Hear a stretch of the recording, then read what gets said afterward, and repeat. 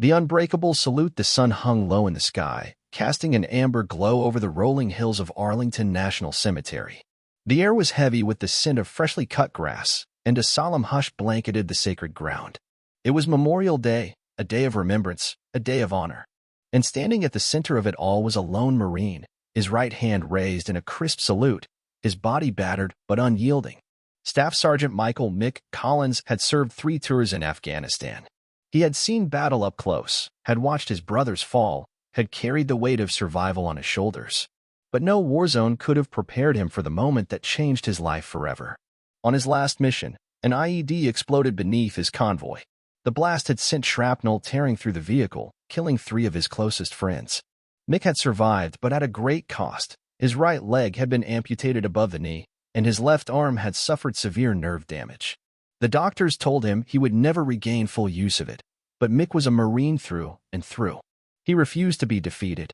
And so, on this Memorial Day, he had come to pay his respects to the fallen. He stood at the foot of a long row of white marble headstones, his uniform pressed and decorated with ribbons of valor. The pain in his leg burned like fire. His arm trembled. Sweat dripped down his brow. But still, he held his salute.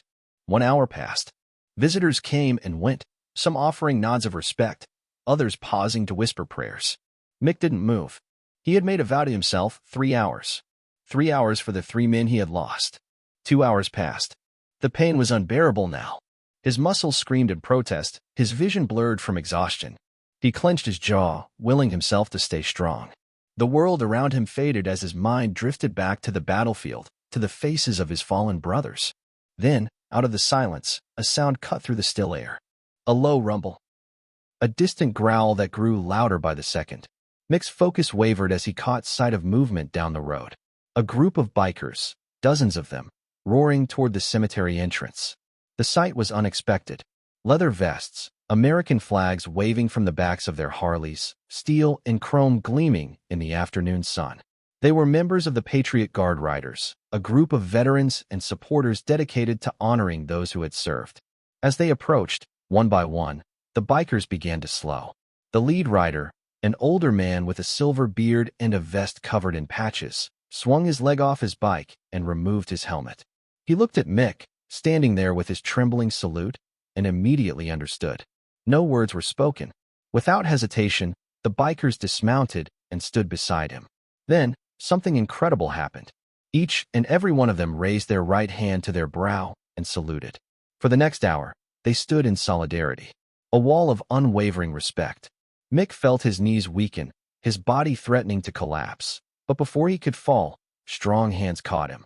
The bikers held him up, their presence a silent promise that he would not stand alone. Tears welled in Mick's eyes. He had fought wars, had survived the worst horrors imaginable.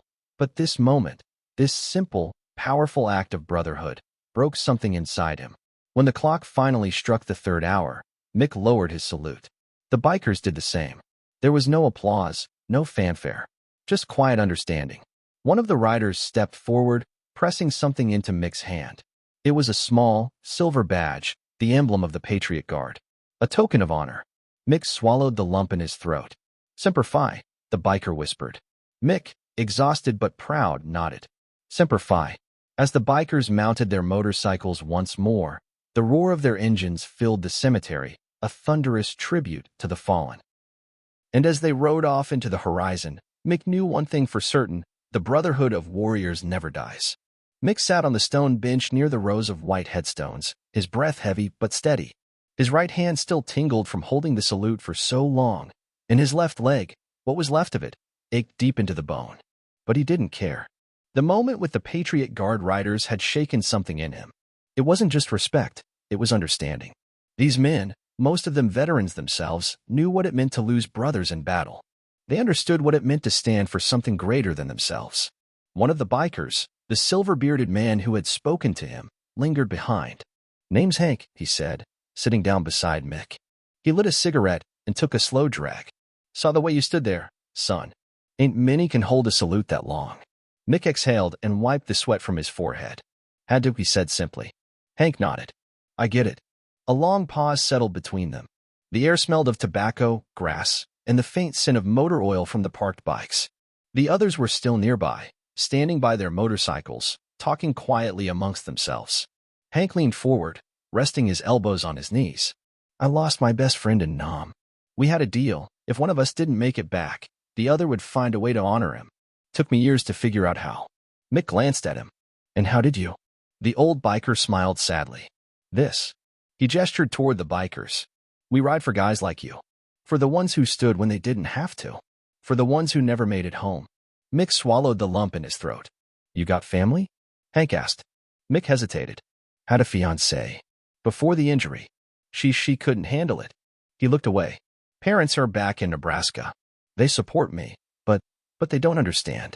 Mick gave a slow nod. Hank exhaled another cloud of smoke and flicked the cigarette away.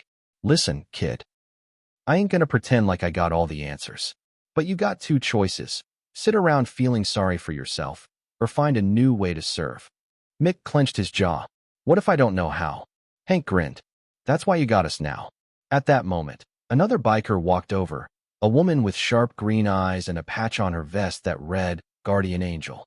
Hey Hank, she said. We're heading out soon. Thought I'd check on the Marine.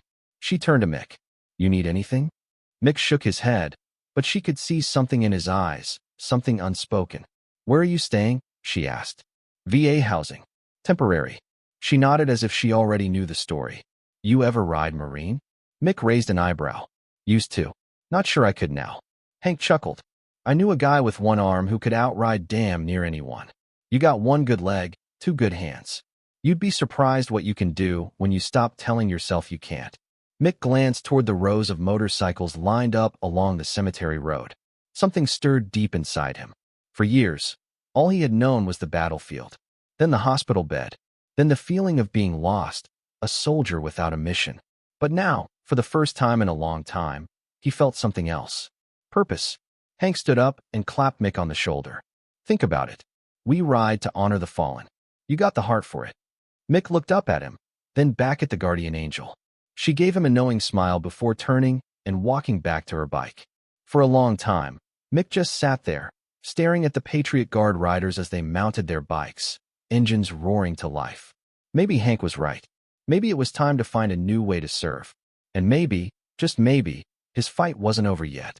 The sun dipped lower in the sky, casting long shadows over Arlington National Cemetery. The roar of motorcycles filled the air as the Patriot Guard riders prepared to depart. Mick sat on the stone bench, still absorbing what had just happened. The weight of grief, the pain of loss, and the uncertainty of his future all swirled inside him. Hank stood beside his bike, watching Mick carefully. He could see the battle waging inside the young Marine, the struggle every soldier faced when the war was over, but the fight never truly ended. You coming or what? Hank called over his shoulder, throwing one leg over his Harley. Mick looked up, confused. What? Hank smirked. You heard me. I got a spare helmet. You can ride with me. Mick hesitated. The idea of getting on a bike again, of riding with men and women who had been through the same struggles, was both terrifying and exhilarating. He looked down at his leg, the prosthetic hidden beneath his uniform pants. You afraid? The voice belonged to Guardian Angel, the sharp-eyed woman who had spoken to him earlier. She walked up to him, arms crossed. Mick exhaled. I don't know if I can do it. She crouched down to his level. You stood for 3 hours, in the blazing sun, with more pain in your body than most people feel in a lifetime. And you think you can't handle a motorcycle ride? Mick let out a short laugh, shaking his head. You survived the worst, Marine, she continued. Now it's time to start living again. Mick looked at her, then at Hank, then at the rows of headstones stretching far into the distance. The men he had lost, the ones who never got the chance to come home, what would they say to him now? They would tell him to keep moving forward. He clenched his jaw, then stood up. His body still ached, but his mind was made up. All right, he said. Let's ride. The bikers let out a collective whoop, and Hank tossed him a helmet. Mick slid it on, his heart pounding as he climbed onto the back of Hank's bike. Hold on tight, kid, Hank said, revving the engine. The group pulled out in formation, the sound of their engines a deep, rumbling tribute to those they had lost. As they rode down the road, Mick felt something he hadn't felt in a long time. Freedom. The wind rushed against his face, the roar of the bikes filling his ears. The cemetery faded behind him, but he knew he would return. This time, not just as a grieving soldier, but as part of something greater. He wasn't lost anymore. He had found his new mission. He had found his brothers and sisters again. And as the Patriot Guard riders roared down the highway, Mick knew one thing for certain. His story wasn't over. It was just beginning.